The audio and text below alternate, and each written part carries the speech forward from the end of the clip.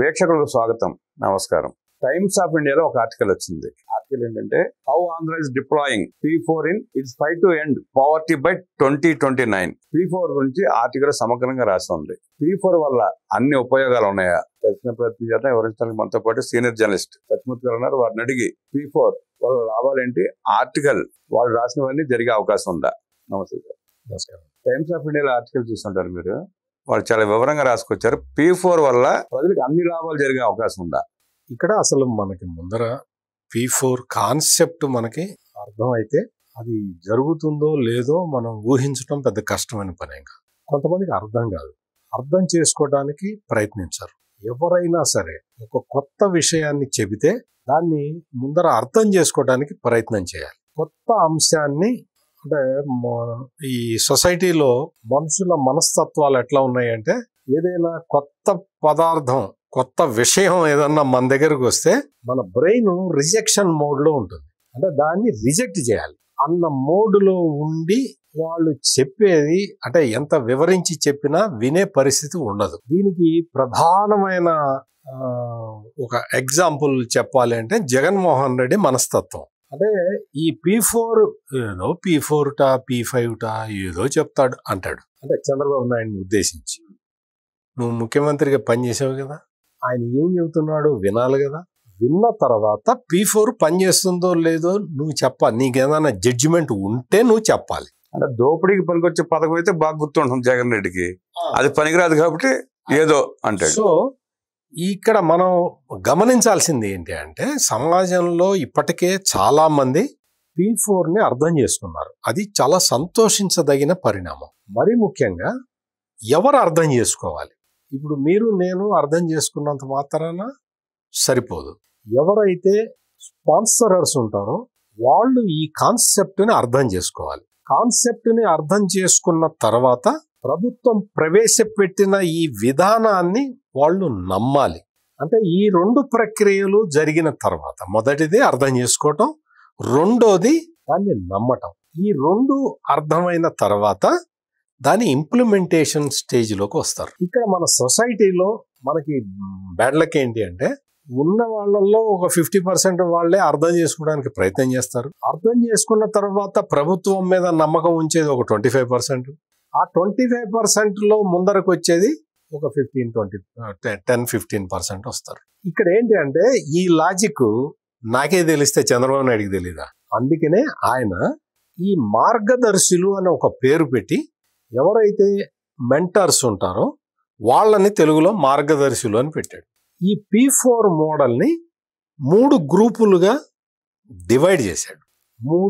మూడు రకాల సహాయాలు వాళ్ళు అందించవచ్చు, వీళ్ళు తీసుకోవచ్చు.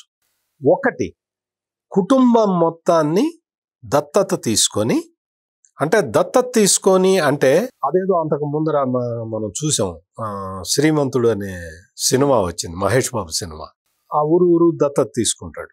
దత్తత తీసుకొని దానికి అవసరమైన డబ్బులు, నేను ఎక్కడో అమెరికాలో ఉంటాను, అవసరమైన డబ్బులు పంపిస్తాను, మీరు చూసుకోండి అనే పద్ధతి కాకుండా ఒక కుటుంబాన్ని దత్తత తీసుకుని వాళ్ళకి ఏంటంటే ఈ ఫైనాన్షియల్ హెల్ప్తో పాటు వాళ్ళకి నువ్వు ఎట్లా డెవలప్ అయ్యావో వాళ్ళకి చెప్పి, వాళ్ళు ఎట్లా డెవలప్ కావాలో చెప్పాలి. వాళ్ళకి ఆర్థిక సహాయం ఒక్కటే ఇచ్చేస్తే వాళ్ళకి ఏం చేయాలో ఎట్లా వెళ్ళాలో వాళ్ళకి ఎక్స్పోజర్ ఉండదు. కాబట్టి ఈ డబ్బులు ఖర్చు అయిపోయినా కానీ వాళ్ళకి లాభం ఉండదు, అనుభవంలోకి రాదు. అందుకని నువ్వు అనుభవజ్ఞుడిగా నువ్వేం చేయాలి అంటే, ఇదిగో నేను నీకు ఈ 1,00,000 రూపాయలు ఇస్తున్నా, ఈ 1,00,000 రూపాయలతోటి ఇట్లా చెయ్యి అని వాళ్ళకి మెంటరింగ్ చేయాలి. అది ఈ కాన్సెప్ట్లో ప్రధానమైన అంశం. రెండోది, నేను కార్పొరేట్ సోషల్, ఇప్పుడు మీకు తెలుసు కదా, చాలా కంపెనీలు కార్పొరేట్ సోషల్ రెస్పాన్సిబిలిటీ కింద కొంత శాతం నిధుల్ని వాళ్ళకు వచ్చిన లాభాల్లో కొంత పర్సంటేజ్ ఖర్చు పెట్టాలి. నాకు పెద్ద కంపెనీ ఉంది, నేను కార్పొరేట్ సోషల్ రెస్పాన్సిబిలిటీ కింద నేను ఒక మండలాన్ని దత్తత తీసుకుంటాను, లేదు ఒక గ్రామాన్ని దత్తత తీసుకుంటాను అని చెప్పి ముందుకు వచ్చేది అదొక ఇది. ఆ మండలానికో ఆ ఊరికో వచ్చిన తర్వాత వాళ్ళు ఏం చేయాలి, ఆ ఊరికి కావాల్సిన ఇన్ఫ్రాస్ట్రక్చర్ని ప్రొవైడ్ చేస్తూ, ఇప్పుడు ఉదాహరణకి ఒక 10-20 కుటుంబాలు ఒక గ్రామంలో రజకులు ఉన్నారు అనుకోండి, ఉదాహరణకి చెప్తున్నాను, ఇది మీరు ఆ స్కీమ్కి సంబంధించి తీసుకోమాకండి, ఇది జస్ట్ అన్ ఎగ్జాంపుల్. ఒక రజకుల కుటుంబాల్లో అక్కడ ఒక 20 ఉన్నాయనుకోండి. ఆ 20 మందిని కూర్చోబెట్టి వాళ్ళ ఆర్థిక అభివృద్ధికి ఏం చేయాలంటే వాళ్ళకి దోబిఘాట్లు కావాలి. దోబిఘాట్లు కట్టించటంతో సరిపోదు కదా. ఆ ఊళ్ళో వాళ్ళకి ఒక రోజుకి ఒక 2000-3000 బట్టలు ఉతికే సౌకర్యం కల్పిస్తే సరిపోదు కదా. ఆ ఊళ్ళో కెపాసిటీ కూడా ఉండాలి కదా, అంతే కదా. ఆ ఊళ్ళో 2000 బట్టలు ఉతకటానికి ఎవరన్నా ఇవ్వాలి కదా, అక్కడ కుదరదు కదా. అందుకని ఏం చేయాలి, ఆ దోబిఘాట్లు అక్కడ కట్టించటమే కాకుండా ఆ దోబీలకి కలెక్షన్ వెహికల్స్ పెట్టాలి. చుట్టుపక్కల గ్రామాలకి వెళ్ళి బట్టలు తెచ్చుకునే సౌకర్యం కల్పించాలి. అది మీకు అర్థమైంది అనుకుంటా. అంటే ఈ వెహికల్ అనేది లేకపోవటం వల్ల ఇప్పటి వరకు ఏంటి అంటే రాష్ట్ర ప్రభుత్వం దోబిఘాట్లు కట్టిస్తుంది. రాష్ట్ర ప్రభుత్వం, కేంద్ర ప్రభుత్వం, ఏ ప్రభుత్వం అయినా దోబిఘాట్లు కట్టిస్తుంది. వాళ్ళకి ఉతకటానికి బట్టలు రావు, వాళ్ళకి పని లేక కూర్చుంటారు. దోబిఘాట్లకి పెట్టిన ఖర్చు అంతా వృధా అయిపోతుంది. ఎవరైతే ఈ మెంటర్ ఉంటాడో ఈ విషయాన్ని గ్రహించి వాళ్ళకు ఒక 2 వెహికల్స్ ప్రొవైడ్ చేస్తే వాళ్ళు వెళ్ళి, ఒక వ్యక్తి వెళ్ళి బట్టలు కలెక్ట్ చేసుకొని వస్తాడు, ఇంకొక వ్యక్తి తీసుకెళ్లి ఇచ్చొస్తాడు. అంటే ఈ 20 మంది కాకుండా ఇంకొక 2-3 వాళ్ళ మీద ఆధారపడి బతుకుతారు. అప్పుడు ఏమవుతుంది, మీకు మొత్తం సౌకర్యం, వాళ్ళు ఇచ్చే సౌకర్యం విస్తృతం అవుతుంది. దానివల్ల వాళ్ళ కుటుంబాలన్నీ కూడా లాభపడతాయి. ఇది నేను చిన్న ఉదాహరణ చెప్పాను. అంటే ఇటువంటివి పెద్ద పెద్ద టాస్కులు కూడా తీసుకొని చేయగలిగితే గ్రామాలకి గ్రామాలు బాగుపడిపోతాయి, మండలాలకి మండలాలు బాగుపడిపోతాయి. వాళ్ళకి ఉపాధి, అంటే వాళ్ళు ఎవరి దగ్గరకు వెళ్ళి ఉద్యోగం చేసుకునే బదులు వాళ్ళంతటా వాళ్ళే వాళ్ళ కాళ్ళ మీద వాళ్ళు నిలబడే అవకాశాన్ని మనం కల్పిస్తాం.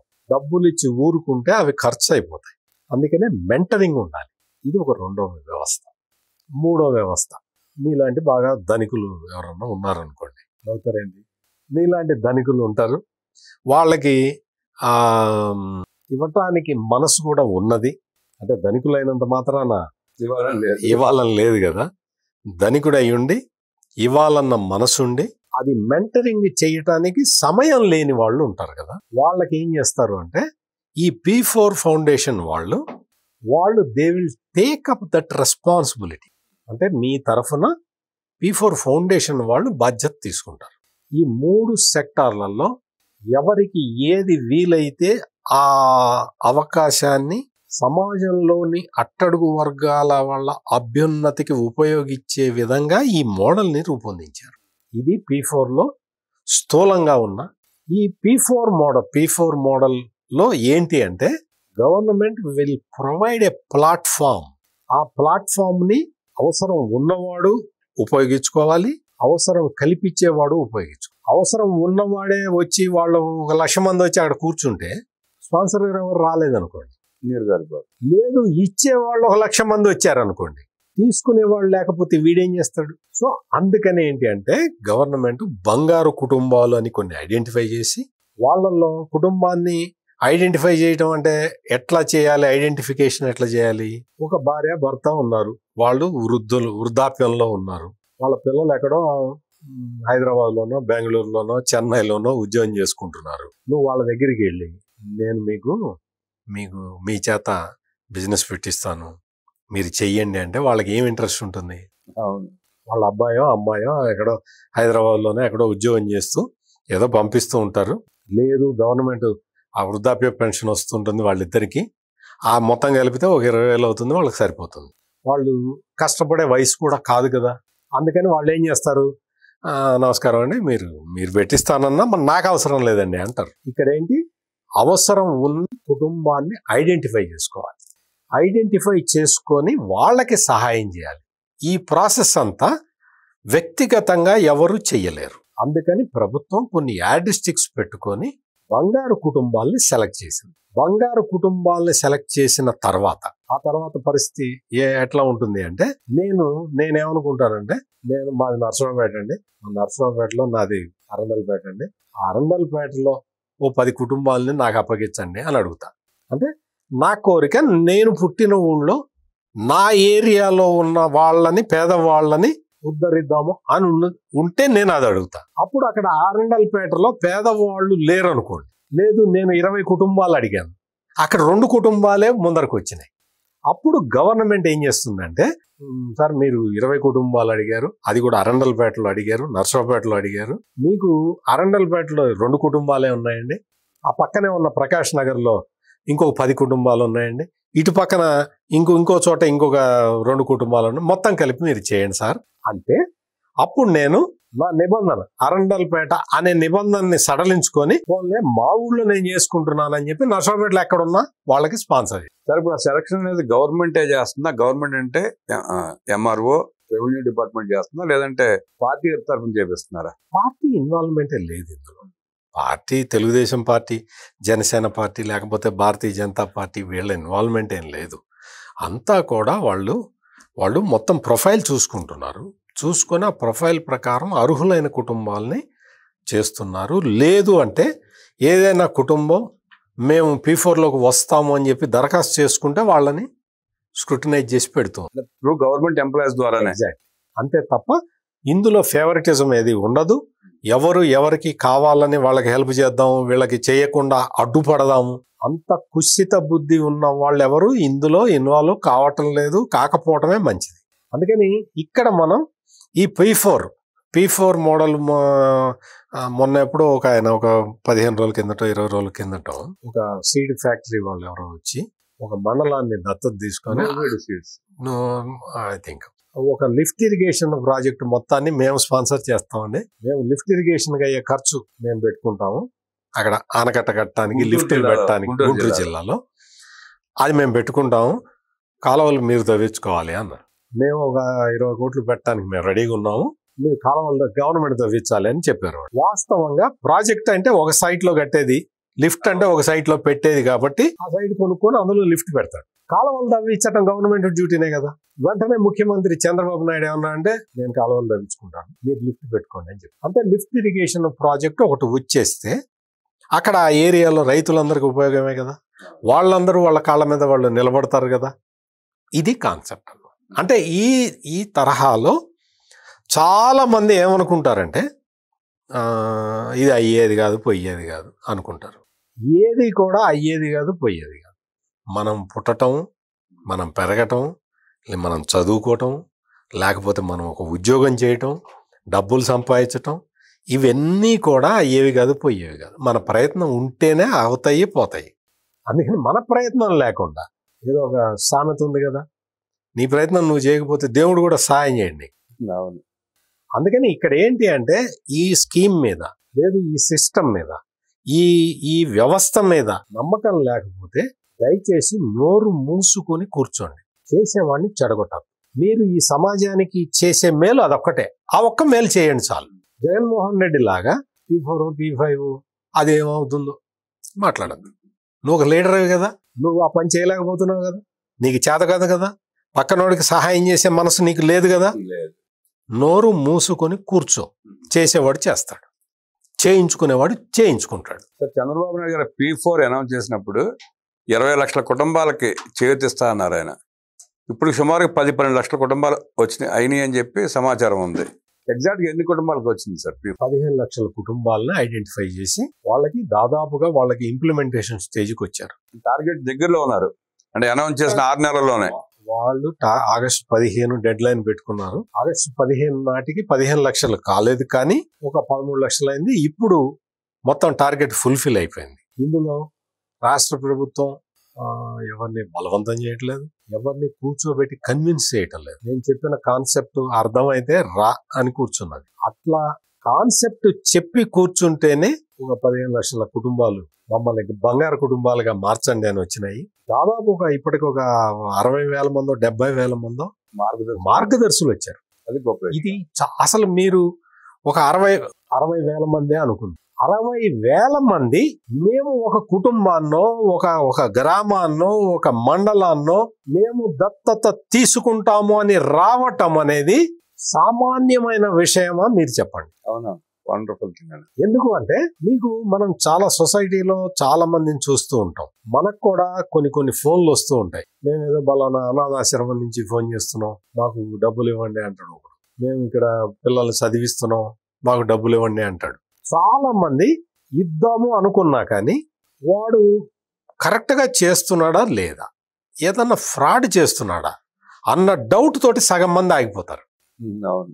నిజంగా సిన్సియర్గా చేసేవాడికి సహాయం చేయటానికి సమాజంలో చాలా మంది సిద్ధంగా ఉన్నారు. ఇక్కడ గవర్నమెంట్ ప్లాట్ఫామ్ క్రియేట్ చేసింది కాబట్టి ఆ భయం లేదు ఎవరికి. ఎగ్జాక్ట్లీ. అందుకనే ఆ ఎగ్జాంపుల్ చెప్పింది. ఇప్పుడు గవర్నమెంట్ ప్లాట్ఫామ్ క్రియేట్ చేసింది. నీ ముందరే ఒక కుటుంబం, నీ ఆసరా కోసం ఎదురు చూస్తున్న కుటుంబం ఉంది. నీవు ఆ కుటుంబాన్ని చూసుకో, కావాలంటే వాళ్ళని ఇంటర్వ్యూ చేసుకో, వాళ్ళు నీ ఆలోచనకి తగ్గట్టు ఉన్నారో లేదో చూసుకో. నీకు వీలు లేకపోతే నాకు ఈ కుటుంబం కాదు ఇంకో కుటుంబం ఇవ్వమని అడుగు, ఏదైనా చేసుకో. నీకు సర్వీస్ చేయటానికి, నువ్వు ఒక 10 మందికి సర్వీస్ చేయడానికి నువ్వు సిద్ధపడ్డావు కాబట్టి నీకు సర్వీస్ చేయడానికి ప్రభుత్వం సిద్ధంగా ఉంది. సరే, ఈ P4 స్కీమ్ సక్సెస్ అయితే తొలి రాష్ట్రం అవుతుందేమో, పేదరికం లేని రాష్ట్రంగా ఇండియాలో తొలి రాష్ట్రం ఇదే అవుతుంది అనుకుంటా. అంతేనా, ఇంకేమైనా ఉన్నాయంటారా? అంటే ఇది కావాలి, ఇది సక్సెస్ కావాల్సిన అవసరం ఉన్నది. ఇది సక్సెస్ అయితే ప్రపంచంలోనే ఇది ఒక మోడల్ అవుతుంది. ప్రపంచం మోడల్ అవుతుంది, తొలి స్టేట్ అవుతుంది బహుశా. ఇంకా మీకు ఎన్ని అడ్జెక్టివ్స్ అయినా వాడు. అంటే రాష్ట్రంలో పేదవాడు అనేవాడు ఉండడు. అంటే ఈ స్కీమ్ మొత్తం కంప్లీట్ అయింది, టార్గెట్ కంప్లీట్ అయింది. ఇంకొక విషయం ఏంటంటే, టార్గెట్ పెట్టుకొని సహాయం చేసేవాడు నేను ఒక 20 కోట్లు ఖర్చు పెడతాను అని వచ్చాడు అనుకోండి. ఆ 20 కోట్లు ఒక 40-50 కుటుంబాల మీద ఖర్చు పెట్టాడు అనుకోండి. ఈ 50 కుటుంబాలలో కొంతమంది బద్ధకంతో, సహజంగా ఉండే బద్ధకంతో ఈ స్కీముని వాడుకోలేకపోతే ఆ స్కీము నిరుపయోగం అవుతుంది. అతను ఎంత ప్రయత్నించినా ఆ బద్ధకం కారణంగా పేదరికంలోనే ఉండిపోతాడు. ఇంకొకళ్ళు ఆ వచ్చిన నిధుల్ని ఆశించిన ప్రయోజనానికి భిన్నంగా వాళ్ళు ఖర్చు పెట్టచ్చు. దానివల్ల వాళ్ళు పేదరికం నుంచి బయటపడలేకపోవచ్చు. దీనికి కావాల్సిందల్లా ఏంటి అంటే, ఇచ్చే వ్యక్తి కరెక్ట్గా ఇస్తూ ఉంటే ఆ డబ్బుల్ని నువ్వు ఉపయోగించుకొని మళ్ళీ నువ్వు ఎవరి సహాయాన్ని ఆశించకుండా నీ కాళ్ళ మీద నువ్వు నిలబడే విధానాన్ని వెతుక్కోవాలి. అది చేయాల్సింది. స్కీమ్ గొప్ప స్కీమ్, చాలా గొప్ప స్కీమ్. మీకు అంటే ఇంకొక చిన్న ఇది చెప్తాను. కుప్పం తెలుసు కదా మనకు, నారా చంద్రబాబు నాయుడు ఓన్ కాన్స్టిట్యున్సీ. ఆ కాన్స్టిట్యున్సీకి వెళ్ళినప్పుడు ఒక ఆయన ఒక వృద్ధుడు వచ్చాడు ఆయన దగ్గరికి, సహాయం కావాలి అని. ఆయన కంప్యూటర్లో చంద్రబాబు నాయుడు ఆయన ప్రొఫైల్ చూసి, నువ్వు ఆల్రెడీ లోన్ తీసుకున్నావు కదా అని అడిగితే, తీసుకున్నాను, నాకు బలానా ఎస్సీ కార్పొరేషన్ వాళ్ళు లోన్ ఇచ్చారు, మరి ఏమైంది అని. వాళ్ళు ఇచ్చిన లోన్ తోటి బోర్ వేసుకున్నాను అన్నాడు. బోర్ వేసుకున్నావు కదా, ఇంకేంటి ప్రాబ్లము అని అడిగాడు. బోర్ వేసుకున్నాను, నీళ్లు కింద నుంచి నీళ్లు తోడటానికి వీళ్ళు మోటార్ ఇవ్వలేదు అని చెప్పాడు. అంటే ప్రభుత్వం బోర్ వేసుకోవడానికి డబ్బులు ఇచ్చింది, బోరు వేయించింది, బోరు ఉన్నది, దానికి మోటార్ ఇవ్వాలి. ఏం చేయాలి? బోర్ ఇస్తే కానీ రైతు పంట పండించుకోలేడు. బోరు వేసిన తర్వాత మోటార్ పెట్టడానికి ప్రయోజనం లేదు, వాళ్ళు పెట్టలేదు. మోటార్ పెట్టుకునే స్తోమత ఇతనికి లేదు. వెయిట్ చేస్తున్నాడు పెట్టుకుందామని. ఆ 20,000 30,000 ఎప్పుడు రావాలి ఇతనికి? రాలేదు. అక్కడి నుంచి పైపు కావాలి, ఆ పైపులు వేసుకోవడానికి డబ్బులు కావాలి. ఈ డబ్బులు లేక అతను ఆగిపోయాడు. వెంటనే చంద్రబాబు నాయుడు ముందర ఆ మోటార్ వేసి పైపులు ఇచ్చి, ఆ బోర్ వేసారు కదా మీరు, వేసిన దానికి సార్థకత ఉండాలి కదా. అతనికి ఇప్పుడు మొత్తం గవర్నమెంట్కి డబ్బులు ఖర్చు అయిపోయింది, అతనికి ప్రయోజనం లేదు. మనం ఎందుకు ఈ గవర్నమెంట్ స్కీములు ఇంప్లిమెంట్ చేస్తున్నట్టు అని చెప్పి ఆయన మిగిలిన వాటిని వాళ్ళకి కావాల్సిన, అంటే నువ్వు బోరు వేసి ఆ పంట పొలంలో నీరు పారించే వరకు బాధ్యత నువ్వు తీసుకుంటే ఆ తర్వాత నీకు అతని గురించి నువ్వు పట్టించుకోవాల్సిన అవసరం అని చెప్పి ఆ మిగిలిన అవన్నీ శాంక్షన్ చేసి, వాటికి ప్రయోజనం లేకపోతే నేను ఇస్తానులే, మీరేం వరీగా మాకండి అని చెప్పి చేశాడు. ఇప్పుడు ఈ రోజున చంద్రబాబు నాయుడు కుటుంబ సభ్యులు మొత్తం కుప్పంలో దాదాపు 250 కుటుంబాలను మేము దత్తత తీసుకుంటాం. అంటే ఈ ఎగ్జాంపుల్ ఎందుకు చెప్పాను అంటే, మీకు ప్రభుత్వ పథకాలు సగం దూరం వచ్చి ఆగిపోతాయి, ప్రభుత్వానికి డబ్బులు ఖర్చు అయిపోతున్నాయి, ఈ పథకం వల్ల ఆశించిన ప్రయోజనం రావటం లేదు. ఈ గ్యాప్ని బ్రిడ్జ్ చేయటానికి మంచి పనిముట్టు ఈ P4 విధానం. అందుకని దయచేసి నేను అందుకనే 2-3 సార్లు ఇది మీకు వినటానికి బోరు కలిగిస్తున్నా చెప్తున్న పాయింట్ ఏంటి అంటే, P4ని అర్థం చేసుకోవడానికి ప్రయత్నం చేయండి. మీకు అర్థం కాకపోతే చెడగొట్టే ప్రయత్నం చేయాలి. దీని మీద దుష్ప్రచారం చేసి దీన్ని చెడగొట్టే ప్రయత్నం చేయమాకండి. మీకు వీలు కాకపోతే మీరు కూర్చోండి, మీకు నమ్మకం లేకపోతే మీరు ఊరుకోండి. చేసేవాడిని చెడగొట్టు. జగన్మోహన్ రెడ్డి ఆయనకు సంబంధించిన పార్టీ వాళ్ళు ఎంత దుష్ప్రచారం చేస్తున్నారు అంటే, టీచర్లని మీరు ఒక కుటుంబాన్ని దత్తత తీసుకోవాలి అని చెప్పి గవర్నమెంట్ బలవంతం చేస్తున్నది అని చెప్పి ప్రచారం చేశారు. టీచర్కి వచ్చే జీతం అతని కుటుంబ పోషణకే సరిపోదు. ఎవరన్నా అడుగుతారా నువ్వు ఇంకో కుటుంబాన్ని దత్తత తీసుకో అని? ఒక టీచర్ని కానీ, లేదు ఒక గ్రామ స్థాయిలో పనిచేసే ఒక ప్రభుత్వ ఉద్యోగిని కానీ, లేదు ఒక ఎంఆర్ఓ ఆఫీసులో పనిచేసే వ్యక్తిని, క్లర్క్ను కానీ, ఏ ప్రభుత్వాన్ని అడుగుతుందా నువ్వు కుటుంబాన్ని వేరే కుటుంబాన్ని దత్తత తీసుకొని? అంత సెన్స్లెస్ గా ప్రచారం చేసుకో, దుష్ప్రచారం, ఇటువంటి చెడు ప్రచారం చేసి ఆ చెడు ప్రచారాన్ని నిజమని నమ్మించటానికి సోషల్ మీడియాలో విస్తృతంగా ప్రచారం చేసి ఏం సాధిస్తావు? నువ్వు ఒక మంచి ప్రయత్నానికి నువ్వు సహకరిస్తే సహకరించు, లేకపోతే నోరు మూసుకొని కూర్చో. అంతేగాని చెడు ప్రచారాన్ని చేయొద్దు. ఈ P4 అనేది ఒక గొప్ప కార్యక్రమం.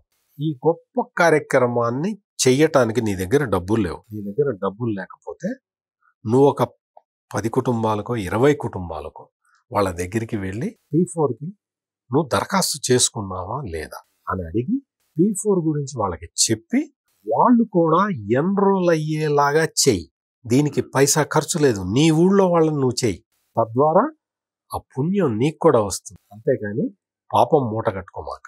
ప్రభుత్వాలు సహజంగా అనేక సంక్షేమ కార్యక్రమాలు చేపడతా ఉంటే ఇంప్లిమెంట్ చేస్తామని ప్రజలు కూడా అందుకుంటా ఉన్నారు. కానీ P4 అద్భుతమైన కార్యక్రమం అని, నిజమైన పేదవాడికి మేలు జరిగే కార్యక్రమం అని, వీలైతే మీరు అందరూ సహాయం చేసి ఆ పేద కుటుంబాన్ని ఆదుకునే ప్రయత్నం చేయండి, కానీ నీరుగార్చే ప్రయత్నం చేయవద్దంటూ చంద్రబాబు నాయుడు గారు ప్రవేశపెట్టిన P4 పథకం సక్సెస్ అయితే రాష్ట్రంలోనే నిరుపేద కుటుంబం అనేది లేకుండా దేశానికి ఆదర్శంగా నిలిచే రాష్ట్రంగా నిలుస్తుందంటూ విశ్లేషించిన